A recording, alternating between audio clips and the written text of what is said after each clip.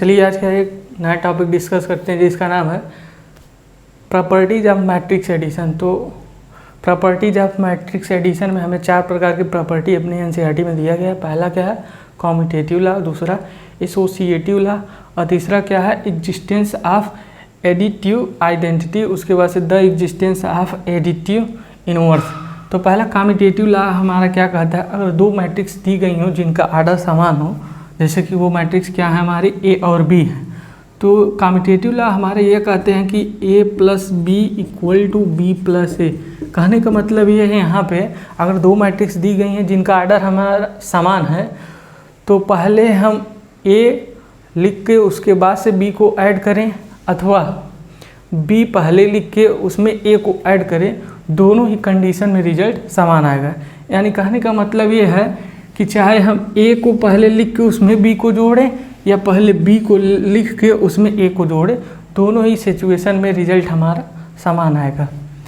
अब देखिए associative law हमारा क्या कहता है। एसोसिएटिव लॉ हमारा ये कहता है अगर 3 मैट्रिक्स दी गई हों, इसमें हमारे 3 मैट्रिक्स दी गई हों जैसे कि ए बी और सी, तो एसोसिएटिव लॉ के अनुसार हमारा क्या होता है A plus B plus C equal to ये होता है ए प्लस बी प्लस सी।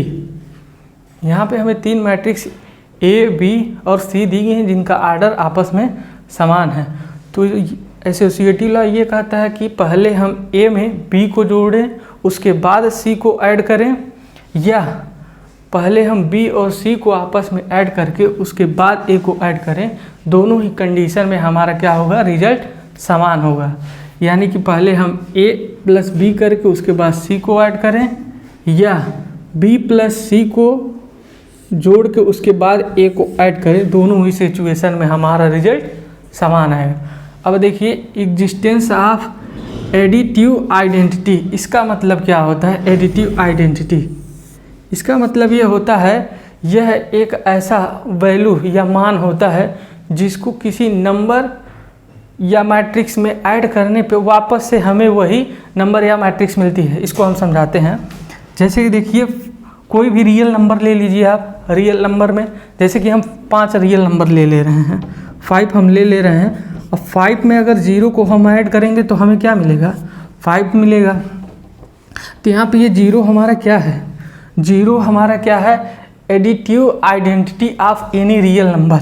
ये किसी भी रियल नंबर का एडिटिव आइडेंटिटी है। 0 हमारा क्या है, 0 हमारा एडिटिव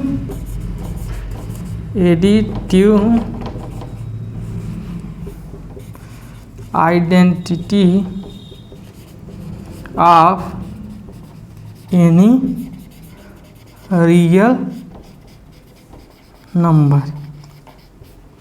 तो यहाँ पे हमारा 0 क्या हो जा रहा है additive identity of any real number. उसी प्रकार से मैट्रिक्स में भी क्या होता है A plus O equal to O plus A equal to हमारा क्या होता है ए।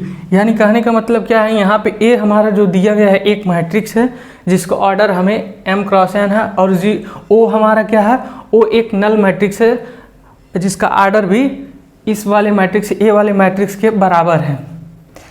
तो देखिए ए में ए कोई मैट्रिक्स दी गई हो उसमें नल मैट्रिक्स को ऐड करें, या नल मैट्रिक्स में किसी भी मैट्रिक्स को ऐड करें तो हमें वापस से क्या मिलेगी वही मैट्रिक्स मिलेगी हमें। तो यहाँ पे 0 ये ओ 0 कह रहे हैं हम, सॉरी ये ओ जो है इसमें ये क्या है एडिटिव आइडेंटिटी ऑफ मैट्रिक्स। ओ हमारा क्या है एडिटिव आइडेंटिटी ऑफ मैट्रिक्स। ये किसी भी मैट्रिक्स में अगर ओ को आप ऐड करेंगे वापस से हमें वही मैट्रिक्स मिलेगी। तो यानी ये ओ हमारा क्या है एडिटिव आइडेंटिटी ऑफ मैट्रिक्स। किसी भी मैट्रिक्स में अगर आप ऐड करेंगे तो ये सभी मैट्रिक्स के लिए हैं एडिटिव आइडेंटिटी।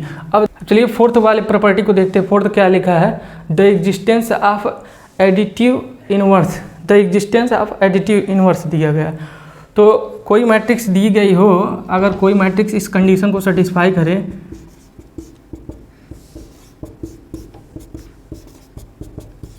यानी कहने का मतलब है ए कोई मैट्रिक्स दी गई हो m क्रॉस n का और माइनस ए मैट्रिक्स इसका भी आर्डर समान हो, तो ए प्लस माइनस ए या माइनस ए प्लस ए करने पे अगर हमें नल मैट्रिक्स मिलती है तो यहाँ पे हमारा माइनस ए क्या हो जाएगा, माइनस ए हमारा additive inverse of matrix A, या ये क्या होगा minus A inverse of matrix A हो जाएगा।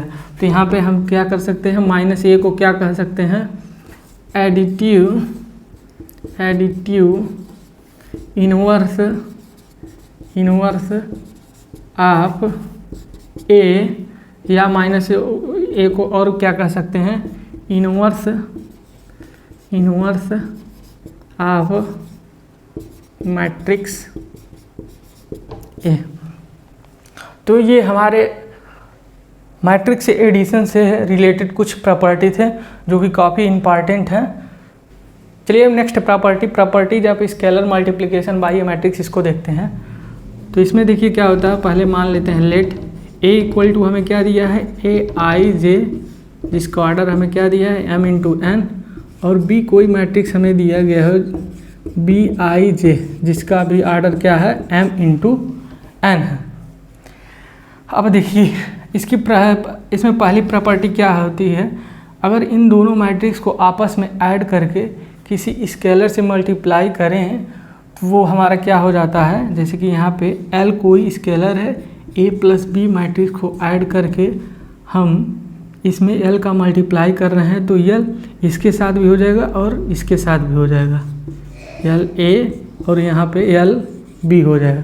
यानी कहने का मतलब यह है, अगर दो मैट्रिक्स को ऐड करके उसमें किसी स्केलर का मल्टीप्लाई कर रहे हैं तो वो स्केलर दोनों मैट्रिक्सों के साथ इंडिविजुअल डिस्ट्रीब्यूट हो जाएगा और इंडिविजुअल मल्टीप्लाई हो जाएगा। जैसे कि यहाँ पे देखिए यल ए यल बी हो गया, यह पहली प्रॉपर्टी थी हमारी।